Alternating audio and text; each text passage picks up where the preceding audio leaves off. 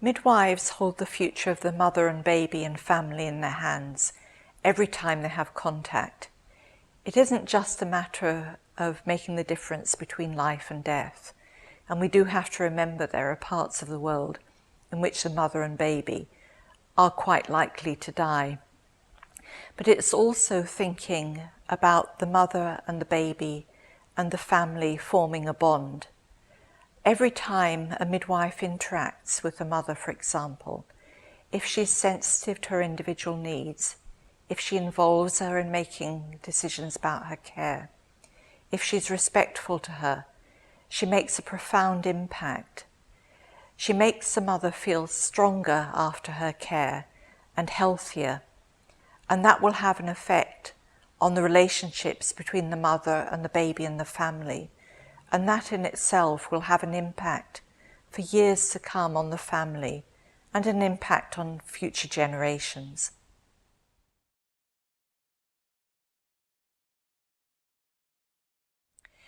Midwives hold the future of the profession in their hands when they think about the opportunities there are. For example, we now have a lot of high-quality, powerful evidence that indicates that care that's midwife-led is actually very safe. It's as safe as other forms of care, but it has a number of advantages in that the intervention rate, that is the rate of caesarean section and forceps delivery, for example, is lower than it otherwise would be. And it's care that's very cost-effective. So they're tremendously important advantages. And I think that midwives need to take those opportunities and to work so that midwife-led care is the default option, rather than women going automatically into a hospital environment, into care by teams that involves both doctors and midwives. Healthy mothers and babies should automatically go into the option of midwife-led care.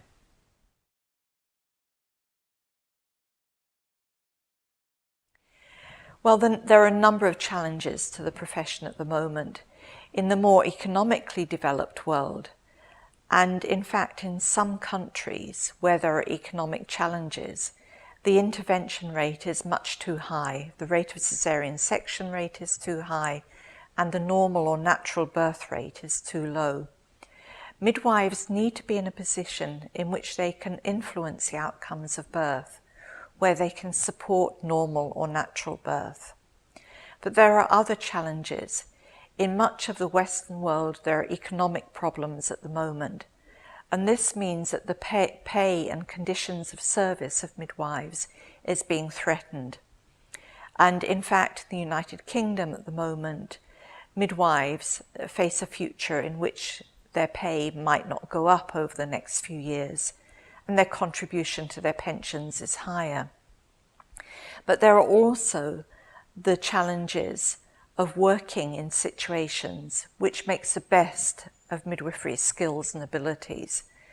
And I think that these are challenges which are best taken on by professional organisations and trades unions like the Royal College of Midwives.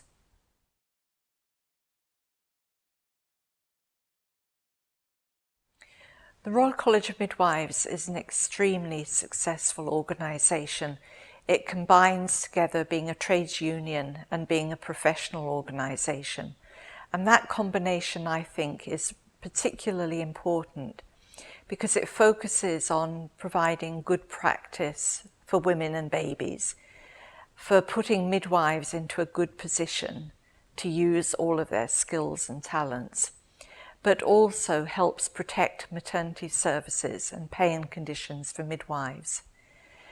The President of the Royal College of Midwives is one of the ambassadors for the Royal College of Midwives and for midwives in the United Kingdom, the 4 countries of the United Kingdom.